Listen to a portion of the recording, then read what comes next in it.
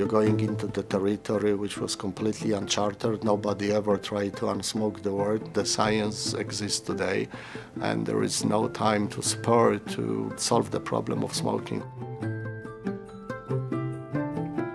I was born optimist, and as I used to say, I was educated pragmatist through my life and all experiences. Obviously, it comes to the times your optimist might be tested, challenged on occasions, but I do believe if you have a big purpose, big objective in front of you, you stay on the course of your action, and I think you can deliver on that vision.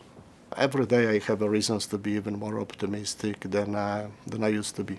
When I see a lot of people who are against us or who are very reserved, whether they should collaborate with us, and they change their minds. They look into the facts, into our science. They realize how great opportunity the Unsmoke the World strategy can bring to all of us, and they are supporting us now.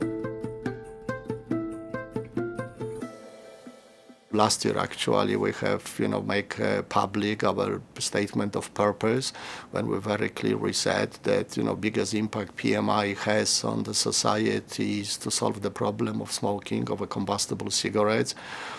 We said that our objective is to fully leave smoking combustible cigarettes behind, became one day a smoke-free company, but we also take it very seriously as the leader in the industry. There is not only about Philip Morris become a smoke-free, but how we can transform the entire industry. Now, to achieve that, we need collaborations with the governments, with regulators, with NGOs, with the public at large, actually, in order to make these things, first, being achievable, but second, being achievable in a very reasonable time. The last 5 years of my career in Philip Morris, I am almost 30 years with Philip Morris, or presumably the most meaningful, but the most also rewarding and exciting, where you're working on something which is really new to the world. When you know that you're doing this for the first time, nobody ever come with such a bold objective of put the smoking, put the combustible cigarettes behind, and do this as the still today combustible company. That's very rewarding, that you come up with that vision, you come up with the strategies, and you see this in executions bearing already the fruits, and you gain that motivations every day to do more, be faster, be bolder in your actions. If you realize that you're doing something nobody ever did before, that creates, at least for myself, this enormous level of excitement.